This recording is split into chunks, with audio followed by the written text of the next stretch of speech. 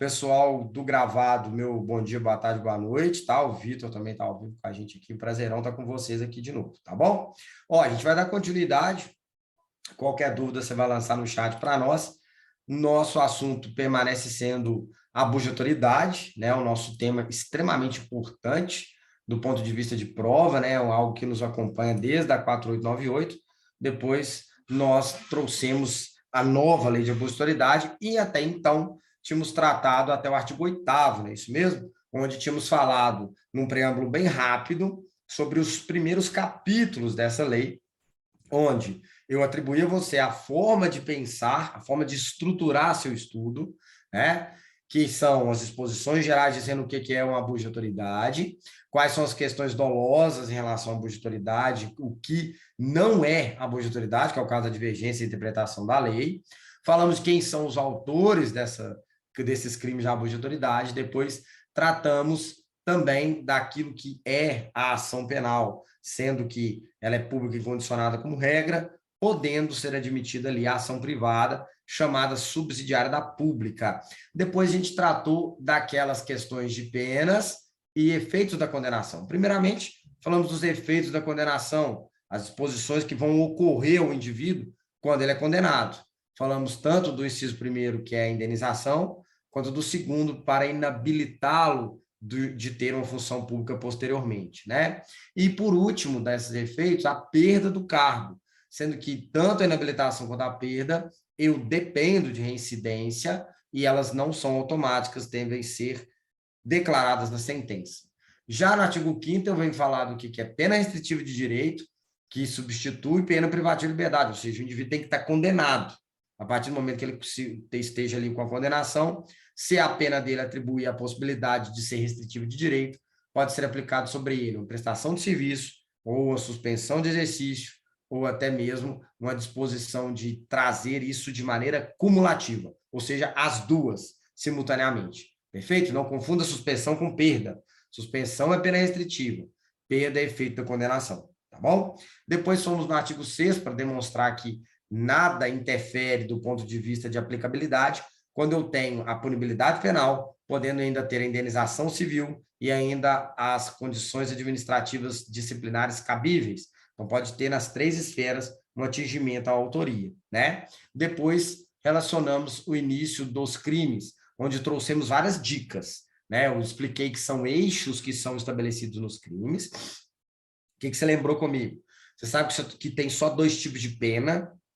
Tem uma que foi acrescentada mais recente, mas nós vamos deixar ela de lado por enquanto, que são 6 meses a 2 anos de detenção ou 1 a 4 anos de detenção. Não há nessa lei, nesses crimes, a pena de reclusão, grave isso, perfeito? Onde aquilo que afeta os direitos e garantias fundamentais, eu vou para o lado de 1 a 4 anos, aquela que atinge preceitos de andamento processual ou quebra de atividades formais dentro desse andamento processual, né, que não interfere diretamente ao cerceamento de liberdade, ameaças, constrangimentos e tudo mais, vai sempre ali cair para o lado dos 6 meses a 2 anos. Todos os crimes aqui acompanham-se de multa, né? E, ao mesmo tempo, é importante lembrarmos que cada crime aqui tem como busca atingir atos de autoridades públicas. Então, por isso que você vai ver muito verbo de decretar, né, de conduzir, de declarar e assim por diante, né? Mais atos de autoridade pública, né? Vamos lá, então nossa aula de hoje, ela vai atribuir questão dos crimes e das penas, então a gente tem uma aula mais prática, né? A gente vai atribuindo aqui cada um. No artigo 9º você tem decretar medida, olha só que interessante para a prova, lembrar, decretar medida. Então, você vê que na prática isso aqui foi feito bem para aquelas autoridades públicas que trazem essa condição, que tem isso como função pública. Que dia que um policial militar pode decretar uma medida de privação de liberdade para alguém? Então, isso são searas que a doutrina tenta empurrar a goela abaixo, falando que o policial pode praticar isso, né, que o comandante, como autoridade para o judiciário militar, pode, mas é muito mais fácil imaginar o juiz fazendo isso, e eu tenho certeza que o legislador ele criou esse artigo para o juiz, do que necessariamente para nós, né? aqueles que foram bem específicos para nós, que não precisam de doutrina para serem interpretados, eu vou falar aqui de maneira bem tranquila. Então, esse aqui é o quê? Vamos imaginar na prática, o juiz decretando uma prisão, certo? Em desconformidade com a lei. Então, queira ou não, é um juiz decretando uma prisão ilegal. Então, isso é um cerceamento de liberdade, isso é uma quebra de garantia de direito fundamental ao qual o indivíduo possui. Por isso que a pena é tão alta. Olha aqui para você ver. Detenção de 1 a 4 anos. Eu falo alta em relação à lei, né? Você tem de 6 meses a 2 anos e 1 a 4 anos. Mas também estarão nessas mesmas penas. Aí, ó, olha o tanto que é cara de juiz isso. Coloca assim, ó. A autoridade judiciária que. Então, aqui mais do que nunca especifica de maneira clara que é o juiz que pode praticar.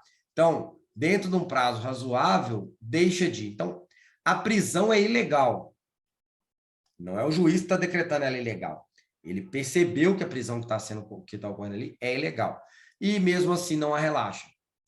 Ele substitui a prisão preventiva, né? Ele deixa de substituir a prisão preventiva por medida cautelar diversa ou até mesmo uma liberdade provisória, quando é cabível. Então, aqui é uma condição inversa, né? É inversa, ou seja, o que ele quer dizer com isso? Simples. Ele está dizendo que, olha, você deveria tirar essa prisão preventiva e deixar ele na liberdade provisória e não o faz. Então, é por esse motivo que você está diante da possibilidade dessa lei. Lembrando, gente, que isso aqui tem que estar abraçado junto com aquela condição dolosa, né, onde especificamos lá no capítulo 1º, tá bom? Deixe de definir liminar ou um habeas corpus, está aqui, habeas corpus, quando manifestamente cabível. Então, há um habeas corpus que traz possibilidade de manter esse indivíduo solto e o juiz, mesmo assim, não o faz. É muito difícil essa aplicabilidade na prática? Sim, mas tem que ser gerada a condição de provas, demonstrar que o juiz tem um dolo nisso. Pode ser uma filmagem do juiz falando mesmo que essa liminar seja cabível, não vou deferir ela. Isso poderia ser uma prova boa. No 10, você vê que fala mais uma vez de cerceamento de liberdade. Então, é crime de abuso de autoridade quando decretar, tá vendo aqui, ó? A condução coercitiva de testemunha ou investigado manifestamente descabível. Presta atenção aqui, ó. Aqui, primeiro, eu tenho essas condições. Eu decreto a condução coercitiva de testemunho ou investigado de maneira descabida, de forma manifestamente. Ou eu realizo esses atos sem a prévia intimação de comparecimento ao juízo. Então, você tem um ato que traz a necessidade dela ser cabida, que é a intimação de comparecimento ao juízo, ou ela é manifestamente descabida e, assim, já acompanha a condição de crime, certo? Então, como eu estou cerceando a liberdade de vir de alguém, obrigando de maneira direcionada e determinada que faça alguma coisa, isso vai atribuir um abuso de autoridade em torno dessa conduta quando ela é descabida. Beleza? 4 anos de novo. Já no 12, vocês podem perceber que tem a salta do 10 para o 12, mas se você verificar na lei é porque foram aqueles artigos, aqueles crimes que foram revogados e os vetos foram mantidos. Né? Na verdade, revogados não, vetados. Né? Foram artigos vetados que foram mantidos esses vetos.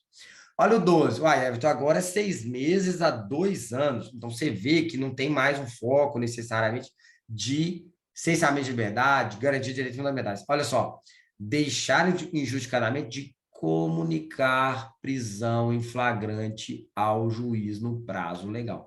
Então, o que faz eu entrar no abuso de autoridade nessa situação é a falta de eu ter realizado essa conduta no prazo legal. Qual? De comunicar. Mas essa prisão é ilegal? Não, essa prisão não é ilegal. Mas mesmo que legal, então esse ato está resolvido, eu não faço um ato formal, eu não formalizo essa conduta minha aqui em relação a isso. Então, isso que provoca a detenção de 6 meses, 2 anos. E vai ser nessas mesmas penas quem deixa de comunicar a execução de uma prisão temporária ou preventiva também é o juiz que decretou.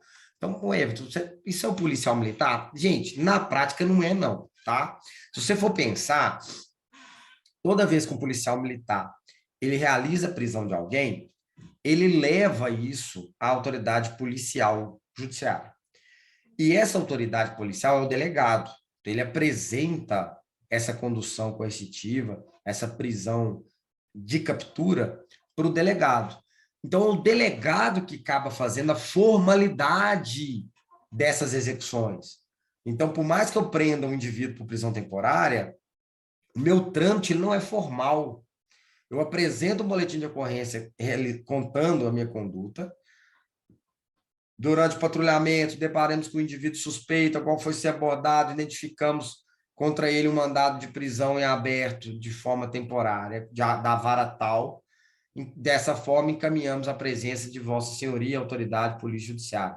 Então, eu conto que eu fiz isso para o delegado confirma e, então, executa esse ato de prisão. Então, diante disso, é bem mais próximo o ato e o fato ser ocorrido aqui pelo delegado que pelo policial militar. Então, deixa de comunicar essa prisão ou deixa de comunicar a prisão de qualquer pessoa ou onde ela se encontra, a sua família ou a pessoa por ela indicada. Isso está dentro dos trâmites de um flagrante. Então, caso não faça esses atos, podem, então, inserir ali a condição de abuso de autoridade. Tranquilo até aí? Beleza? Vamos lá, então. Deixar de entregar o preso. A nota de culpa assinada pela autoridade com o motivo da prisão, o nome de condutor ou testemunho. Deixa eu explicar para vocês rapidinho. Nota de culpa é um ato, é um documento, um ato escrito, como se fosse uma nota fiscal para o preso do que ele foi preso, por quem que ele foi preso e quem testemunhou a prisão dele. Então, eu imagino que nenhum de vocês tenha sido preso, eu acho, né? Então, quando você foi preso, chegou lá, o delegado vai ter feito essa nota de culpa para você, se ele não tiver ratificado esse flagrante. Então, ele está contando para você por que você foi preso, quem te prendeu e as testemunhas, beleza? Que presenciaram esse ato de prisão. E aqui é exatamente eu deixar de dar esse recibo para o preso. Eu sou o delegado e não dou esse recibo. Se eu deixo de entregar ele no prazo de 24 horas, que é o exigido, eu entro também na abuso de autoridade, beleza? Todos esses 6 meses a 2 anos. Padrão demais? Agora, olha esse. Prolonga a execução de pena privativa de liberdade, provisória, temporária, preventiva, deixando, sem motivo e excepcionalíssimo, de executar o alvará de soltura imediatamente após recebido ou de promover a soltura quando esgotado o prazo judicial ou legal. É claro que são situações que vão alcançar muito mais os responsáveis pela liberação do preso na cadeia, na penitenciária, do que necessariamente o delegado na delegacia. Por quê? Porque o delegado, quando ele traz a prisão temporária, prisão preventiva, né, quando ele traz esses atos, ele já remete para o sistema prisional, né? Então, olha só que ponto interessante.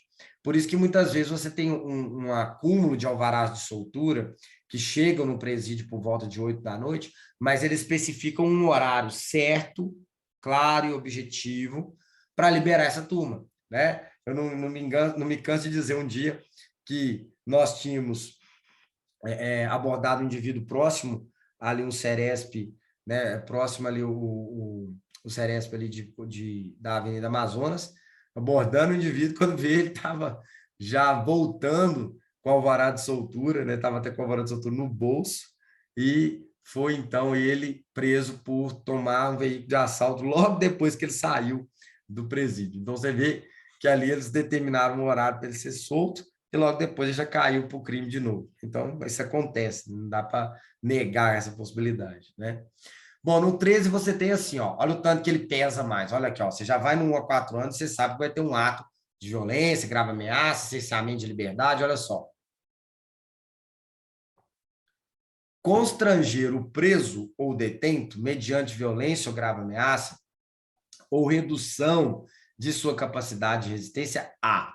Então, assim, ó, você não vai para o lado da tortura, porque aqui não tem o causar sofrimento físico ou mental. Então, é importante lembrarmos, né, de nossas aulas em torno desse tema.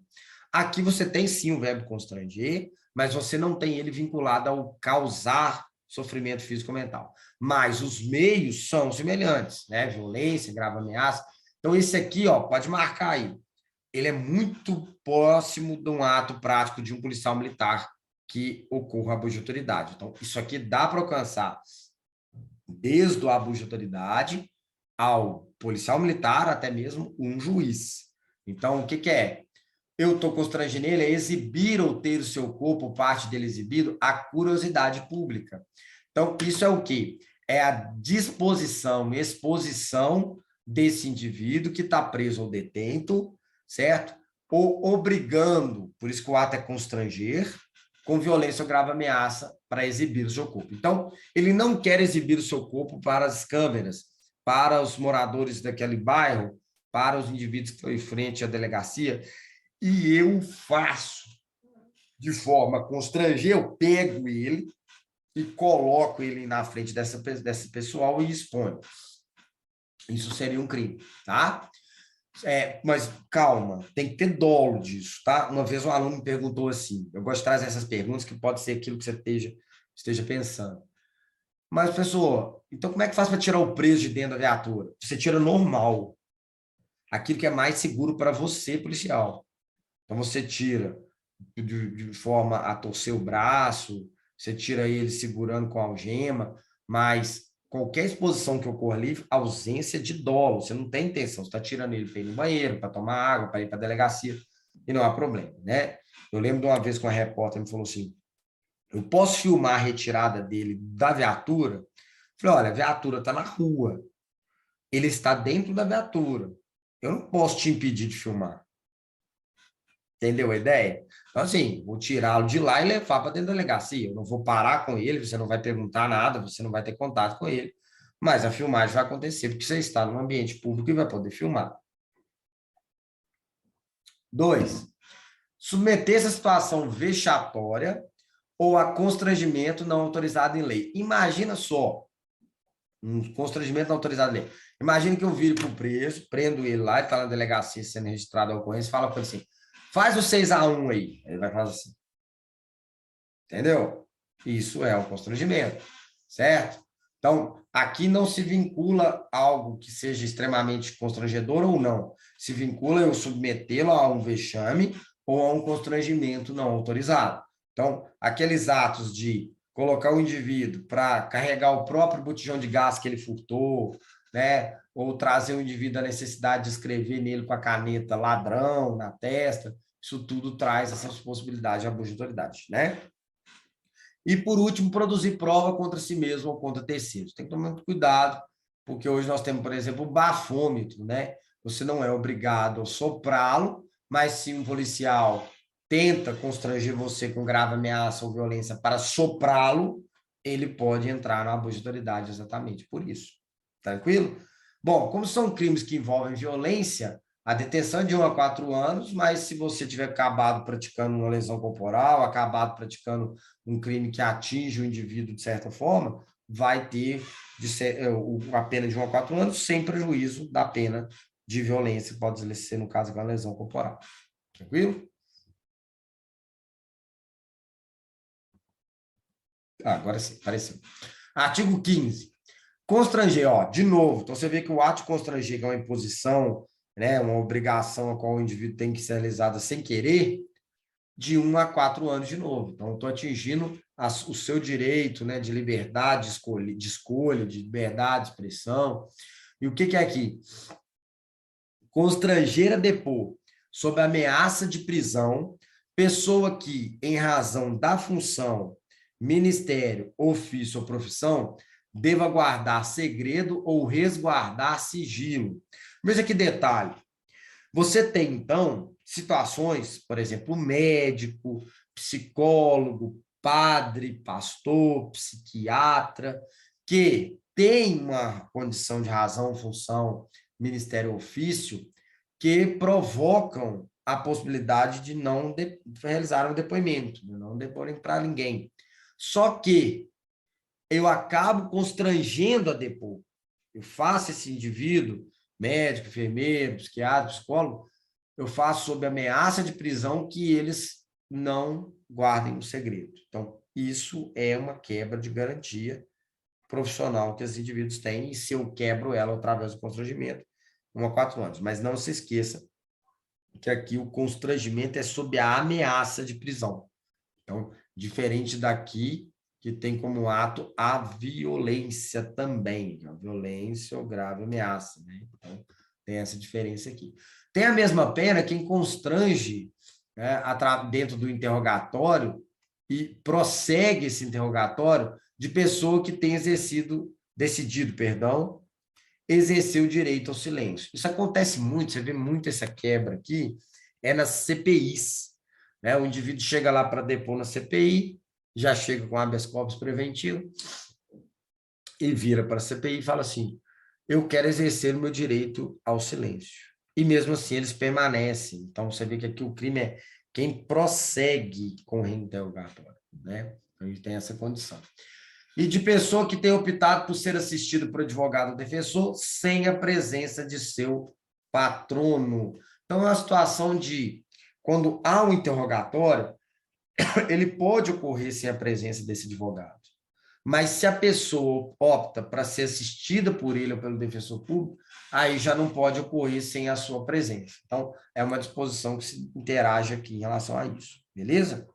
Bom, aí você chega num crime acrescentado agora em 2022, nós podemos marcar ele como importante por isso, que ele foge muito das nossas dicas de penas, né? De 6 meses a 2 anos e de 1 a 4 anos. Mas o que foi o propósito dele? Eu te explico.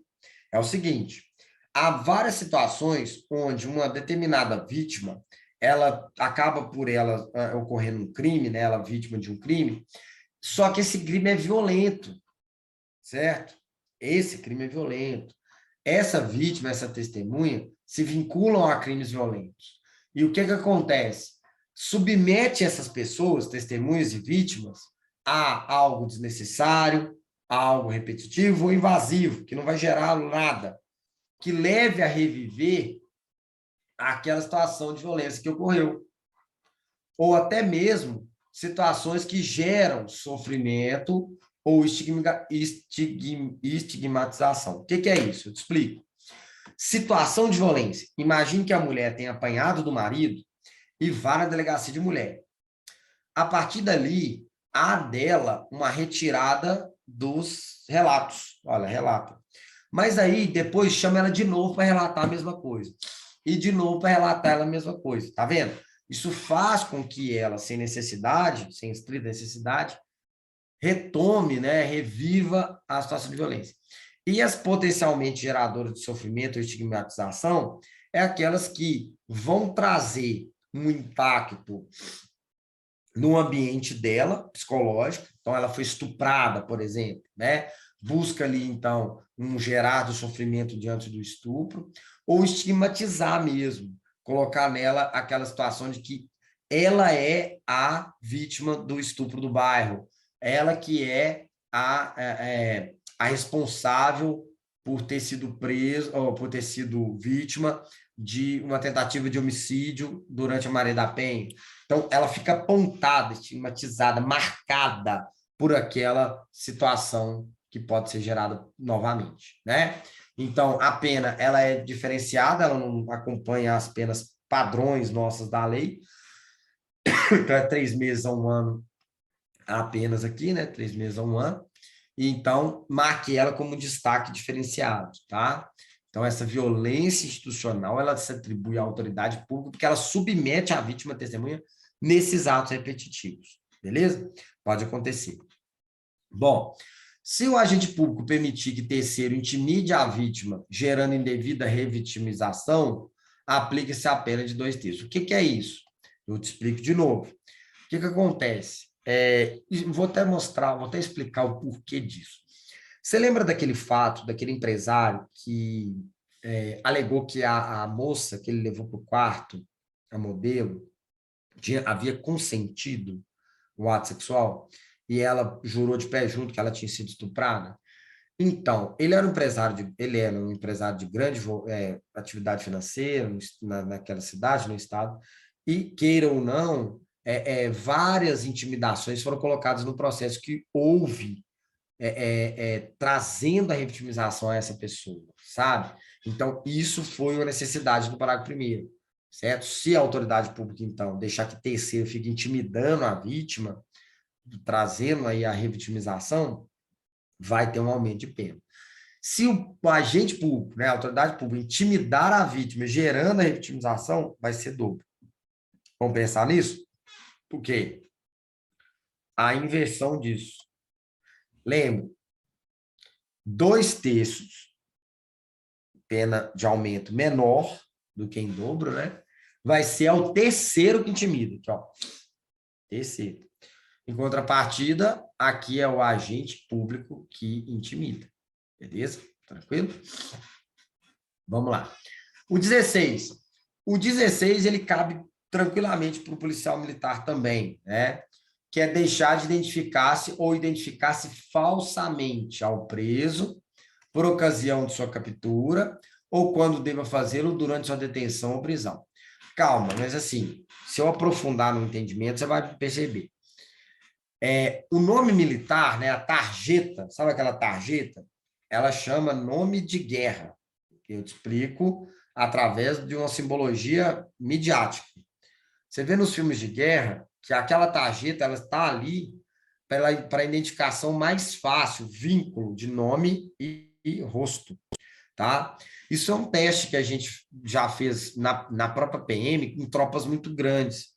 Uma tropa muito grande sem as tarjetas traz um demasiado tempo para gravar nome, pessoa, certo? Nos cursos operacionais, os cursos de aprimoramento profissional, né, Rotan, curso GE, BOP, você tem a mudança do nome por número, o que também vincula essa disposição de atribuir a determinada pessoa uma característica, uma disposição de lembrança.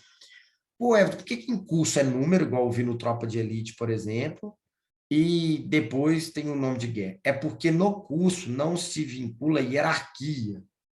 No curso se vincula numeração. Todos são iguais no curso. Então vai para o BOP um tenente, um sargento, um cabo, você vai ter lá o tenente 01, o sargento 02 e o cabo 03. Ele vai ser chamado 01, 02, 03. Então não tem ali uma base de hierarquia. É assim o cerne dos cursos, né? Já no ambiente militar, você tem o nome de guerra, que muitas vezes é acompanhado da sua graduação ou posto. Então, é Tenente Everton, né? Eu já fui sargento, Sargento Everton, eu já fui soldado, Soldado Everton. Nada óbvio de utilizar do sobrenome, né? Mas como eu fui Everton dentro de soldado de segunda classe, a gente vai caminhando com o Everton aí, né? Vamos ver se Deus quiser até o final da carreira. Então, o que acontece? Quando eu deixo de me identificar, o propósito da lei não é a tarjeta.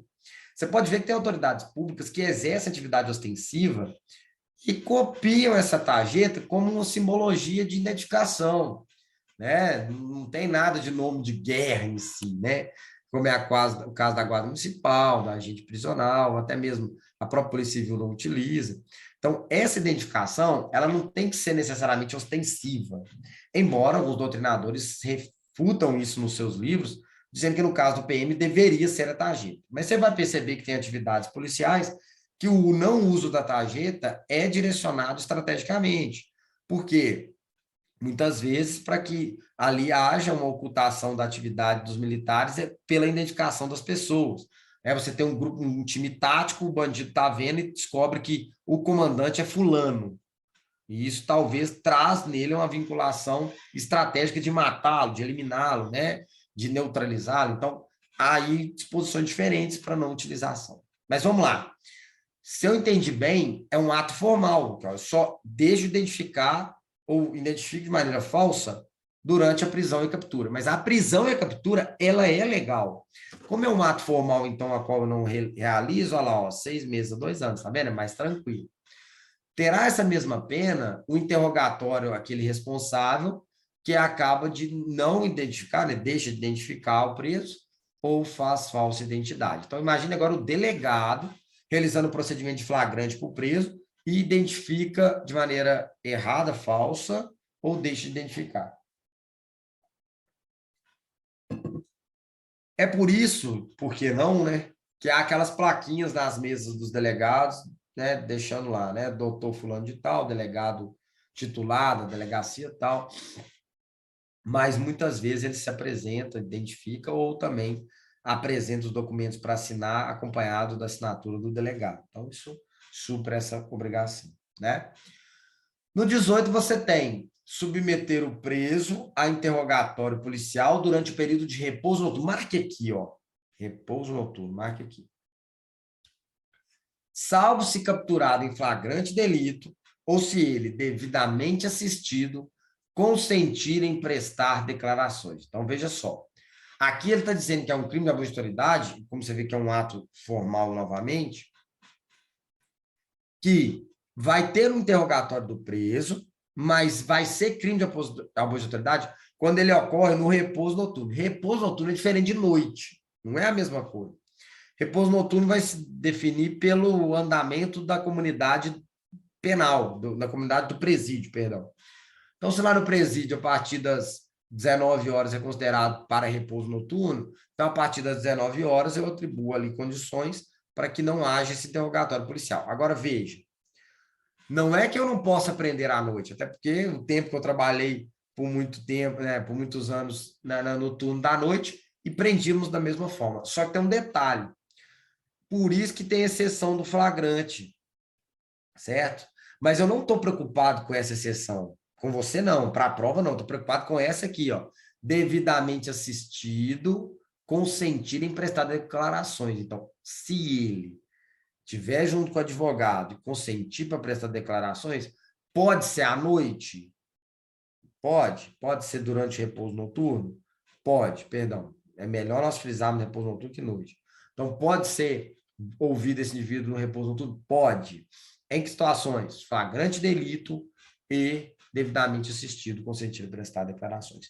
Tem um outro autor, que, se eu não me engano, é Alexandre Boiler, eu acho. Ele foi um dos primeiros que escreveu sobre a abuso de autoridade. Ele fala que esse repouso noturno que tirou aqui é o mesmo repouso noturno do crime de furto. Então, o que é isso? É de acordo com a comunidade daquele local, não necessariamente do presídio. Né? Depois foram outros indivíduos escrevendo artigos, deixando mais claro que seria um presídio. Então, para a prova é lembrar, repouso noturno e Zé Fininho, beleza? Cuidado com essa diferença. Ah, submeter o preso a interrogatório durante o repouso noturno, em qualquer hipótese, é abuso de autoridade. Mentira, não é não. Se foi flagrante ou assistido, não é não. 19. Impedir ou retardar injustificadamente o envio de pleito de preso ao juiz competente para apreciação da legalidade de sua prisão ou circunstâncias ou custódia. Então, isso cabe muito ao agente penitenciário, hoje chamado de policial penal, né? Por quê? Porque eles têm a possibilidade, na prática, de impedir ou retardar o envio de um pleito de um preso para o juiz. Né? O indivíduo está preso, está querendo mandar um pleito para o juiz, mandar algo lá que ele queira, e o juiz não chega até ele por conta desses atos, né, realizados ali naquele ambiente. Então, como é um direito do preso ter acesso à autoridade judiciária, é um direito constitucional, olha o que acontece. Tá vendo? Aumenta, traz uma pena maior de 1 a 4 anos exatamente por isso. E se o juiz, olha lá, olha onde eu estou riscando, o magistrado, sabe desse impedimento e não toma providências para resolver esse impedimento, não, ou não sendo competente para decidir a prisão, não envia a autoridade judiciária que é competente, o juiz também será punido nessa abuso de autoridade. Então, mais uma disposição interessante em relação a esse crime, né? No 20, você tem impedir sem justa causa a entrevista pessoal e reservada do preso com seu advogado. Preste atenção. Quando ele atribui isso aqui, ele vincula junto ao Estatuto da Ordem a obrigatoriedade em deixar com que o indivíduo tenha um contato com o cliente de forma reservada, certo? Em uma entrevista a qual vai ser feita de maneira pessoal. Tá, isso tá certinho. Você só não pode confundir isso com o interrogatório, lá na delegacia com o delegado. Por quê? Porque esse ato ele vai ser feito com o indivíduo e o advogado presente e o delegado. Isso é uma coisa. Entrevista pessoal é eu abrir possibilidade de maneira reservada que o advogado fique sozinho com o preso. Você já deve ter percebido isso em alguns filmes, que o advogado entra para uma cela e fica junto com o preso naquele local. É isso. Por que eu estou dizendo isso? Aqui, ó, vai trocar entrevista pessoal por interrogatório e você vai achar que está certo e não tá. Tá errado, beleza? Incorre na mesma pena quem impede o preso, o réu solto ou o investigado de entrevistar-se pessoal reservadamente com seu advogado por prazo razoável antes da audiência judicial e de sentar-se ao seu lado e com ele comunicar-se durante a audiência, salvo no curso do interrogatório, salvo no curso do interrogatório, viu a exceção? Ou no caso de audiência realizada por videoconferência. Mas aí é óbvio, afinal de contas, nesse caso aqui, é exatamente por quê? Porque o indivíduo está num local e o advogado está em outro, né? Então não vão ter a possibilidade de ficarem juntos, né? Lembrando, só mais um detalhe aqui que eu quero lembrar. Não esqueça que quando falar defensor, na nossa condição prática, pode se pensar também no advogado. Por isso fala advogado ou defensor. Porque se não tiver um advogado, vai ser um defensor público que vai ali realizar esse ato de defesa do indivíduo. Tá bom? Bom, 21. Manter presos de ambos os sexos, na mesma cela ou espaço de confinamento. Presta atenção no detalhe aqui. Eu falei isso aqui, caiu na prova de sargento 2 meses atrás. Lembre-se que cela não é a mesma coisa de sala.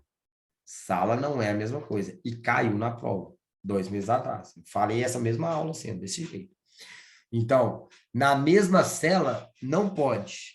E espaço de confinamento, eu vejo, a prova vê, nós temos que enxergar isso, que ela vai dizer que aquele compartimento da viatura, onde se conduz o preso, é um espaço de confinamento. Então, na figura da lei de abuso de autoridade, eu não posso botar indivíduos de ambos os sexos na mesma viatura, no espaço de confinamento. Peraí, deixa eu ver se eu entendi. Quer dizer que na mesma viatura eu posso ter uma mulher no banco de trás e o homem lá dentro do compartimento lá atrás? Pode. Pode. Então, essa é a disposição. Mas para a prova tem que ser lembrado também da palavra cela. Beleza? A mesma pena que tem também a autoridade pública que colocar na mesma cela, manter na mesma cela, criança ou adolescente na companhia de maior de idade ou em ambiente inadequado, de acordo com o ECA. Então, aqui é uma ideia de que manter na mesma cela criança, adolescente e um maior de idade não pode ocorrer. Aqui diz cela, né? Só que o ambiente inadequado, segundo a doutrina, caberia também a viatura.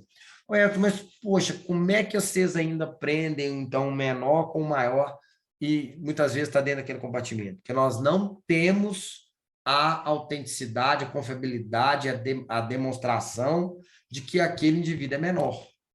Então, não é algo que nós temos conhecimento de maneira expressa, de maneira formal, de que aquele indivíduo é um menor de idade em relação ao preso, tá bom? Então, é por esse motivo que acontece algumas vezes na prática. Ah, mas aqui está 1 a 4 anos. Pois é, como é uma disposição que vai causar constrangimento, como que causa constrangimento? Eu estou colocando uma mulher e um homem na mesma cela, gera-se uma necessidade de uma pena maior, né? Imagina só, uma mulher dentro de uma cela com vários homens, né? Complicado. 22. Esse é bom de prova, aqui, ó. Esse é bom de prova. Bom de prova. Por quê? Vou te explicar. Invadir ou adentrar clandestinamente ou astuciosamente. Você deve ter visto isso em direito penal na invasão de domicílio, onde você tem que lembrar que clandestino, eu estou entrando de tocaia, estou entrando pelo quintal, atrás da bananeira, pulando o muro bem gatunamente, ou eu estou no astucioso, que eu engano a pessoa para que ela me autorize a entrar, ou aceite a minha entrada. Então, eu me visto de CEMIG, de Copasa, falo que vou ter ali uma leitura do relógio da CEMIG, mesmo que o cara fale assim, poxa, mas 11 da noite, você fala, mas é CEMIG noturna, e entra lá para poder fazer a leitura e acaba ele autorizando por esse motivo, né? Ou a revelia da vontade do ocupante. A revelia vai se atribuir tanto à negação de maneira tácita, olha, não quero que você entre, como também na disposição de maneira expressa, né? Dizendo que não tem de maneira tácita, aplicando-se essa negação por meio da revelia. Então, é assim, ó, tem televisão ligada, tem gente dentro da casa, eu bato na porta e falo assim, polícia, abra a porta. E ninguém fala nada, todo mundo fica calado, a televisão continua ligada. Isso não me traz a frase do quem cala consente. Eu não tenho consentimento pelo silêncio. Então, isso é algo que continua trazendo a disposição da vontade do ocupante não ser ali declarada. Então, não posso entrar. Beleza? Ou de suas dependências, onde ele permanecer nas mesmas condições, sem a determinação do juiz, ou fora das condições da lei, que seria, por exemplo, o caso de um flagrante. Então, como eu estou atingindo um direito constitucional da inviolabilidade de domicílio, eu tenho uma pena alta de 1 a 4 anos de multa, beleza? Lembrar disso. Na mesma pena, aquele quem coaja alguém com violência ou grave ameaça a trazer, a franquear esse acesso. Então, traz uma detenção de 1 a 4 anos, porque eu estou constrangendo lá, através da coação, ou coagindo alguém, a abrir a porta. Abre a porta, é a polícia. Não vou abrir, não. Se você não abrir, eu vou prender você, eu vou quebrar você no cacete. Pronto. Abriu. É esse crime aqui. Beleza? E o outro, ele é um ato que eu estou realizando, de acordo com a minha condição de autoridade pública, mas estou realizando fora da condição legal. Então, é crime quando eu cumpro um mandado de busca e apreensão após as 21 ou antes das 5. Beleza? Cuidado. Por que a abuso de autoridade determinou esse horário?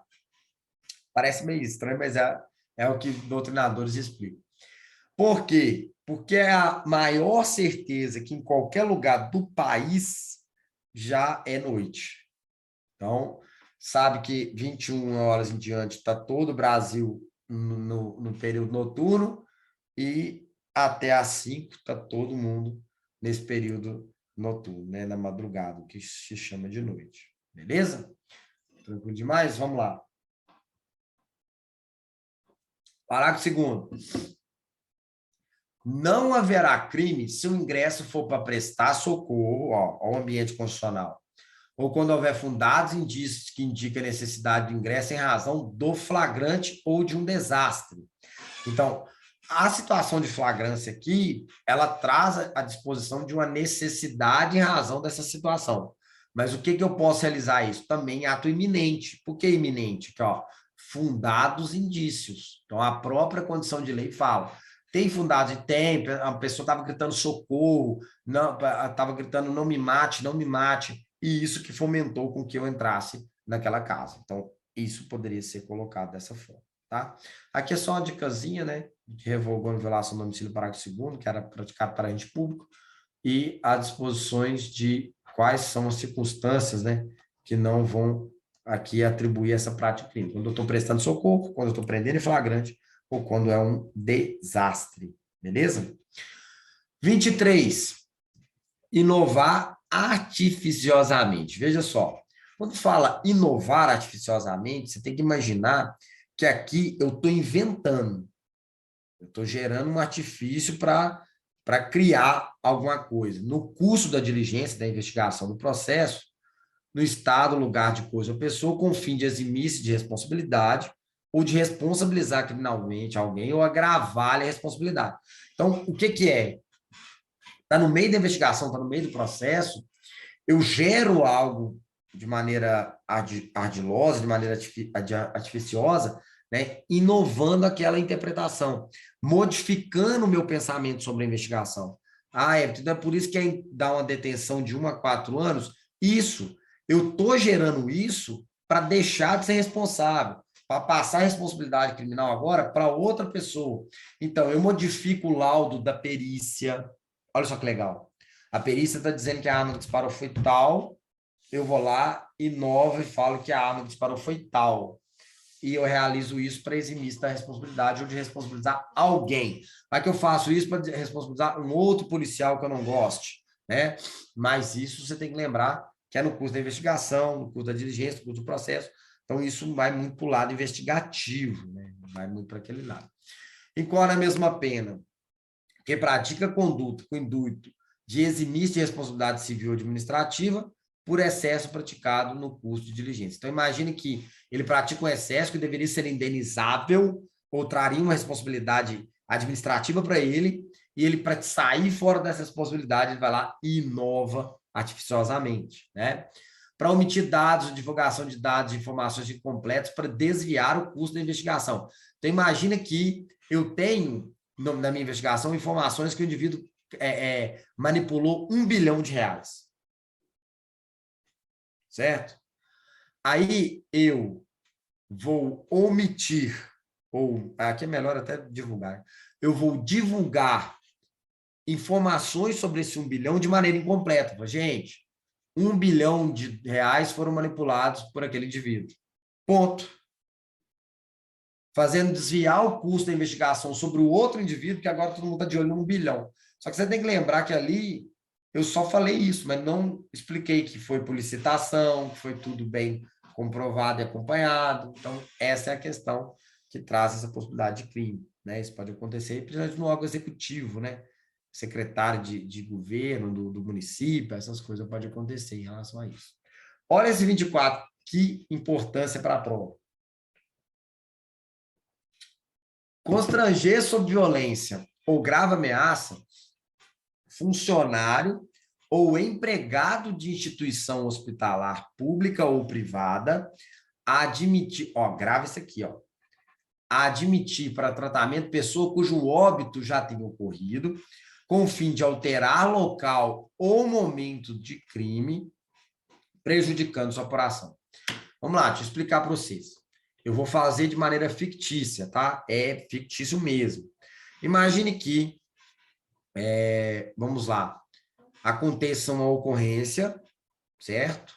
E nessa ocorrência aconteça uma troca de tiro. O policial, então, leva o indivíduo que trocou tiro com ele, um indivíduo que está baleado, para realizar ali um tratamento, para tentar socorrê-lo num hospital.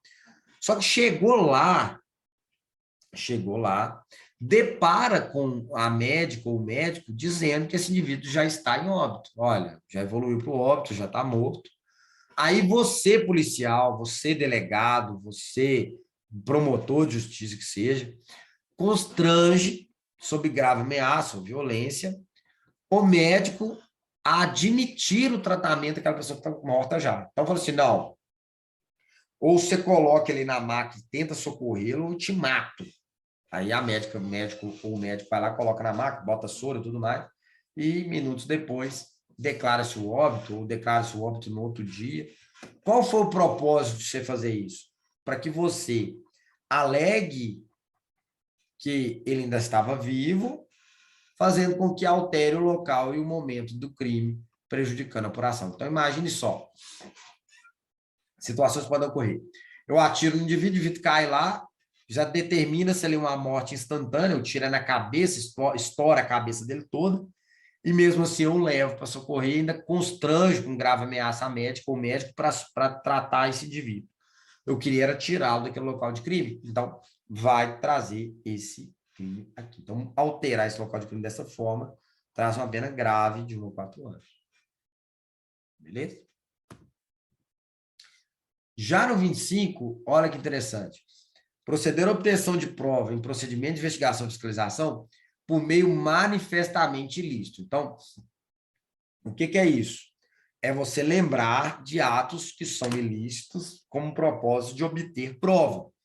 Escuta telefônica sem autorização do juiz, cumprimento de mandado de busca e apreensão sem autorização do juiz, prisões ilegais, apreensões de objetos ilegais sem a determinação judicial, certo?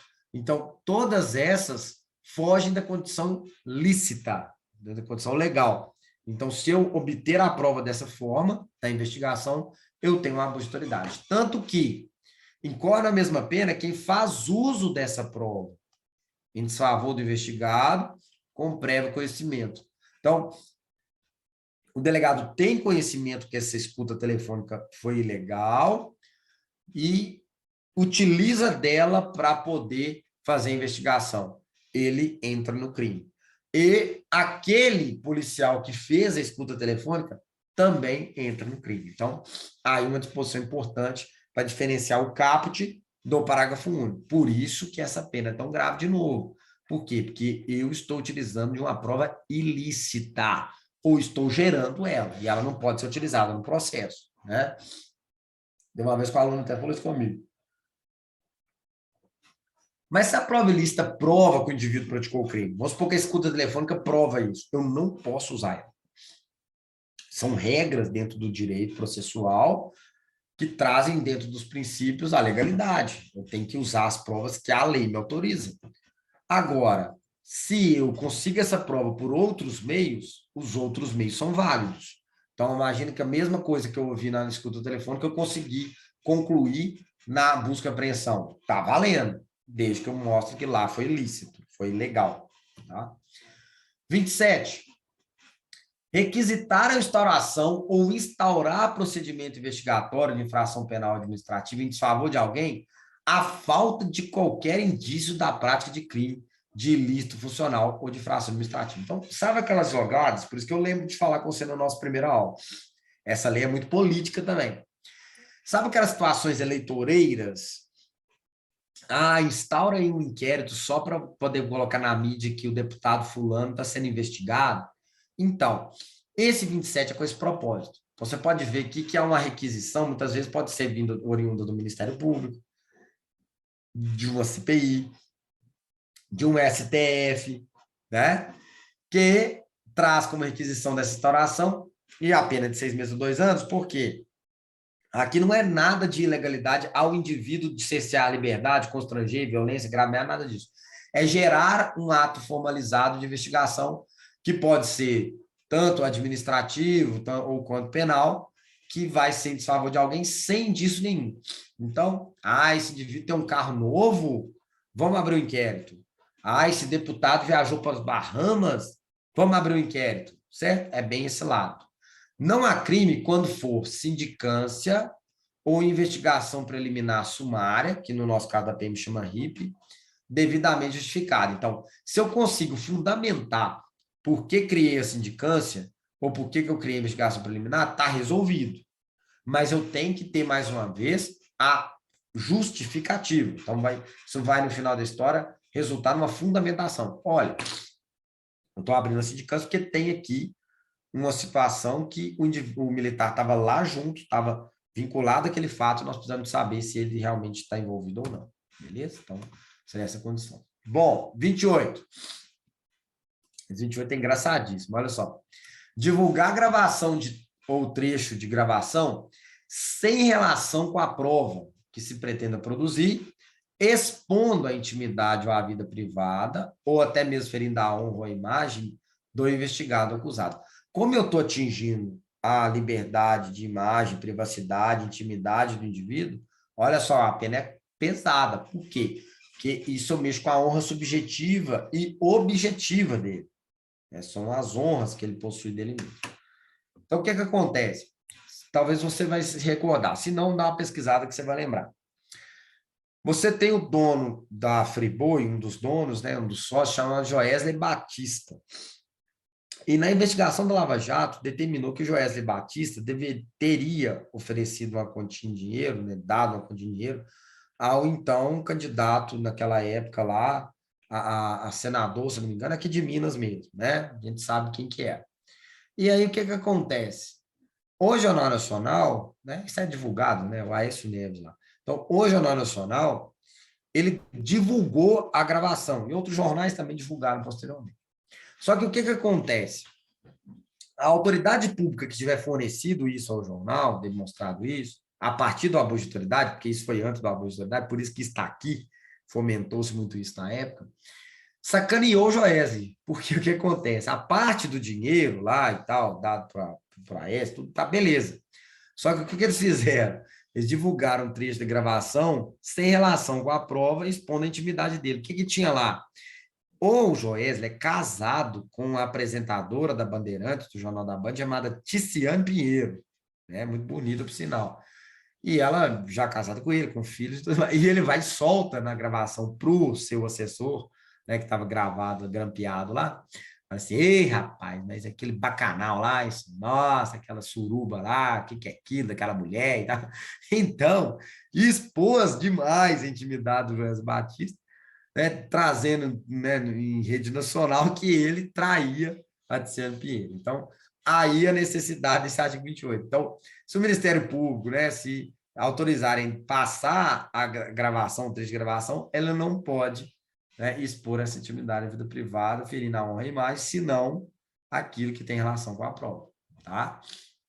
No 29, prestar informação falsa sobre procedimento judicial, policial, fiscal, administrativo, com o fim de prejudicar o interesse de investigado. Há muitos que né, se você perguntar para um lado da política, né, para um dos lados da política, vai dizer que esse aqui é o crime do Palocci, né? Vai dizer que o Palocci prestou informações falsas sobre o então, na época, ex-presidente, presidiário, do jeito que você quiser chamá-lo, o Lula. Né? Então, o que é que acontece? Aqui é para travar isso, né? O indivíduo que quer se expor mediaticamente. Gente, e eu vou falar com vocês uma coisa de verdade, está acontecendo demais, sabe? Pessoas que querem ter mais curtidas, mais seguidores, gerando vínculo com fatos que vão demandar né, uma disposição midiática, vai se expandir mediaticamente e prestam declarações falsas, sabe? A gente já passou por situações onde quando o indivíduo descobriu que havia tido vários furtos de celular num determinado evento, ele não teve o celular furtado, mas ele quis expor isso na mídia para poder ter mais seguidores. Olha só, tá vendo? E aí foi prestar informações, o delegado descobriu que a informação que estava prestando era falsa, certo? Aí você vai falar assim, por que não posso aplicar isso a esse indivíduo? Pois é, a pegadinha de prova está aí. Aqui são autoridades públicas que podem praticar esse crime. Então, esse indivíduo não vai ser aqui, vai ser na denunciação caluniosa, vai ser na comunicação falsa de crime, que é nesse caso, né, o caso específico dele. Aqui foi político mesmo, foi para pegar o Palocci, pegar outros políticos e demonstrarem que prestaram informação falsa. Então, tem uma diferença em relação a isso. Por isso que a pena é 6 meses ou 2 anos, que ele só presta informação, mas determina que ela é falsa. Então, a pena é mais branda, não tem só questão do direito. 30. Dar início ou proceder à persecução penal, civil ou administrativa, sem justa causa fundamentada ou contra quem sabe inocente. Bom, presta atenção na diferença aqui. Aqui eu requisito instaurações que eu sei que eu não tenho indícios de prática de crime. Aqui eu dou início. Então aqui vai muito para o lado do delegado, certo? Aqui vai muito para o lado do comandante, né, da polícia. Então ele dá início ao processo, ou do auditor fiscal também, né, que é a autoridade pública, ou do Tribunal de Contas, né? A perseguição civil administrativa sem justa causa contra quem sabe inocente. Então, eu sei que aquele indivíduo é inocente. Isso é muito eleitoreiro também, né? Tem um candidato que está disparando nas pesquisas e tal. Aí, um determinado delegado fala, olha, vamos dar início a um inquérito sobre ele para a gente poder alavancar negativamente esse indivíduo, né? Reduzir ali a sua possibilidade de alavancamento eleitoral. Então, por isso que eles lascaram uma pena tão grande. Isso interfere no ambiente político, né? No ambiente empresarial. Então, isso pode, por exemplo, dar início a uma persecução civil contra uma empresa, isso afeta, então, isso aqui, o artigo 30, em relação a essas autoridades públicas, né? Pode ser um auditor, pode ser um policial, pode ser um delegado, então, tem muitas situações que podem ser assim. 31, estender injustificadamente a investigação, procrastinando em prejuízo ao investigado. Então, eu tenho um dolo que o delegado está fazendo em relação a isso. Né? Imagine que tem tudo para essa investigação terminar antes das eleições, ele permanece com ela procrastinando para que esse indivíduo vá até as eleições alegando que ele tem um envolvimento com determinado fato ou com situação assim. Se demonstrado que procrastinou por esse motivo, para trazer prejuízo para o investigado, pode trazer também esse crime para ele, né? Só do procrastinar nessa relação. Incorre nessa mesma pena, inexistindo um prazo para execução ou conclusão de um procedimento, por exemplo, tributário, o estende de forma imotivada, procrastinando em prejuízo, entendeu? Então, está lá se realizando um ato de imposto de renda, por exemplo, de um candidato. Procrastina ele o máximo, já que não tem prazo, para ficar demonstrando lá que há indício de que há uma sonegação, sabe? Por isso que tá vendo que esses artigozinhos foram feitos bem para o lado eleitoreiro, de que eu vou entrar num crime desse, eu policial, ou você, futuro policial, ou um delegado. Mais complicado isso acontecer quando trata-se da condição, né, do parágrafo único aqui, por exemplo. Um delegado, porque eu digo que os procedimentos que ele realiza muitas vezes têm prazo, né? Inquérito tem prazo, procedimentos investigativos vão ter um prazo. Se não tiver, entra aqui no parágrafo único, né? Olha o 32, que legal, ó, atribuindo a condição da Estatuto da Ordem também. Então, nega ao defensor ou advogado acesso aos autos de investigação preliminar, então pode ser, né, uma investigação bem singela até o momento, um TCO, um inquérito ou outro procedimento que seja investigatório no âmbito penal, grava para a prova, civil ou administrativo, então das três esferas, assim como impedir a obtenção de cópias. Aí você fala assim, bom, Everton, beleza, eu entendi. Tem que dar acesso ao advogado, seu defensor, né, isso mesmo, ou até o mesmo seu interessado, né, interessado, defensor advogado, a investigação que está sobre um indivíduo, né, o TCO, inquérito. Mas em qualquer circunstância, esse é o ponto de prova. Ressalvado o acesso às peças, a diligências que estão em curso, ou as que indicam a realização de diligências futuras, quando o sigilo é imprescindível. Os capena lero-lero. Ele lero-lero porque eu estou negando ali, mas se ele pedir judicialmente, ele vai ter acesso. Agora, por que não pode ser tudo? Imagina um mandado de busca e apreensão. Se eu estou preparando um mandado de busca, encaminhei para o juiz autorizou. Como é que eu junto isso no inquérito e entrego para o advogado? O advogado vai ligar para o cara e falar assim, mano, estou com mandado de busca aí para amanhã. Foge, foge, foge. Não dá certo. Ao mesmo tempo, a interceptação telefônica, o grampo. Como é que eu vou avisar o indivíduo que tem um grampo? Não pode. Então tem que fazer primeiro o grampo, tirar toda a gravação, realizar toda a degravação disso. Depois, se isso já está viável, te quebrar esse sigilo, eu coloco no inquérito. Aí que o advogado vai ter acesso. Aí que ele vai poder ver. Beleza? 33. Exigir informação ou cumprimento de obrigação, inclusive o dever de fazer ou de não fazer, sem expresso amparo legal. O que é isso aqui? É a carteirada. Sabe aquele uso dos privilégios? Então, eu estou exigindo o cumprimento de uma obrigação a alguém que a lei não me autoriza. Então, imagine que eu quero entrar numa boate e eu vou lá e me apresento como policial, falo, quero entrar nessa boate. Falo, olha, você está em fiscalização? Não, não estou não, estou de folga. Não, então não tem nada que me obriga a deixá-lo entrar. Não, mas eu estou te exigindo que você deixe eu entrar, sem pagar nada.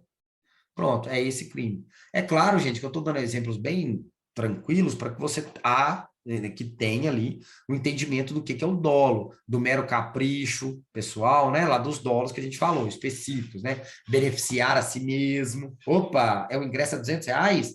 Não, vou exigir que eu entre ali, eles vão deixar eu entrar. É bem esse lado, tá bom? Por exemplo, o aluno já me perguntou: mas e o desconto que o policial tem na padaria, por exemplo? A padaria vai lá e fala assim, não, precisa pagar o integral, não, eu vou te oferecer um desconto de 50%. Nós temos que atribuir a questão do dolo. Se não há uma coação, não há exigência, não há atos corruptivos, negar é que ele não vai. Não, eu exijo que pagar os 100%. Não, beleza, você exige, mas eu sou o dono do estabelecimento e eu estou te dando 50%. Então tá. Então tá me dando 50%, beleza. No evento, na boate, na festa, é a mesma coisa. Olha, o indivíduo está oferecendo uma cortesia para ingresso de quem é policial militar. É privado? A decisão é dele. Eu não posso exigir isso. Olha o verbo. Eu estou exigindo entrar. Então, essa é uma diferença expressiva para a prova. Tem que saber diferenciar isso, tá? Incorre na mesma pena quem se utiliza de cargo ou função pública ou invoca essa condição para se eximir de obrigação legal ou para obter vantagem, privilégio indevido. Então, é um complemento da carteirada, o parágrafo único. Né? Eximir de obrigação, por exemplo, é utilizar essa condição de autoridade pública para não pagar determinado imposto, para não realizar determinado ato que se vincule à disposição de autoridade pública. Eu não vou fazer isso aqui, não, vou me eximir de realizar esse ato porque eu sou um agente público. beleza? Acontece, por exemplo, poderia acontecer uma coisa simples, né? A busca pessoal. Eu vou entrar no estádio e não quero me submeter à busca porque eu sou policial. Não tem isso na condição legal. Não tem isso dizendo que você não deve ser submetido à busca. Então, eximir de obrigação, né? Que não necessariamente tem que ser feita. Beleza? Até boto o desenho aqui, eu achei esse desenho bonitinho. Né? Aí olha só para você que legal. O cara apresentando, por exemplo, aqui, vamos imaginar um promotor apresentando a carteira a um policial para ter o privilégio de não ser fiscalizado. Ah, eu sou promotor de justiça. Ô, promotor, tudo bem? Eu gostaria de fiscalizar seu veículo. Não, mas eu sou promotor de justiça. Então, o que ele está buscando aqui? Privilégio, certo? Você pode reparar que o promotor ele não pede uma vantagem, não oferece uma vantagem, não dá nada para mim. Ele diz que é promotor de justiça. Então, isso é um foco do abuso de autoridade. Eu estou dando esse exemplo aqui só porque ele está de ternozinho, gravatinha, só por causa dessa ideia, tá? É só para demonstrar isso. 36. Decretar. Ó o juiz aí. Vamos ver. Decretar. Em processo judicial, a indisponibilidade de ativos financeiros em quantia que extrapole exacerbadamente o valor estimado para satisfação de dívida da parte e ante a demonstração pela parte da excessividade da medida deixar de corrigir. O que é isso, do ponto de vista necessário para ter uma pena de detenção de 1 a 4 anos? Eu vou te contar. Meus amigos, isso aqui foi um pedido de quem? É isso mesmo, um pedido político, né? Isso mesmo. Opa, aqui, deixa eu falar com vocês. Está acontecendo os processos na Lava Jato aí que o juiz está determinando que faça a disponibilidade de ativos financeiros de 10 milhões. Só que o processo está dizendo que eu roubei, né? Vou falar roubar, temos chulo, né?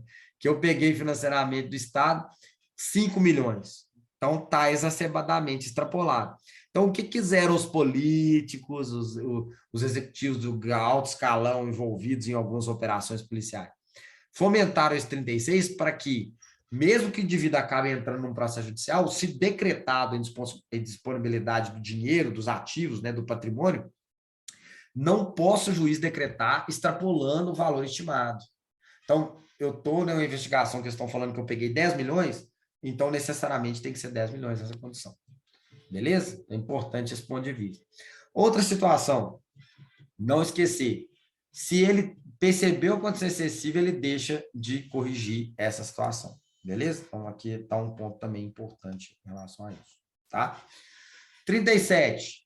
Demorar demasiado injustificadamente no exame de processo de que tenha requerido vista em órgão colegiado com o intuito de procrastinar seu andamento.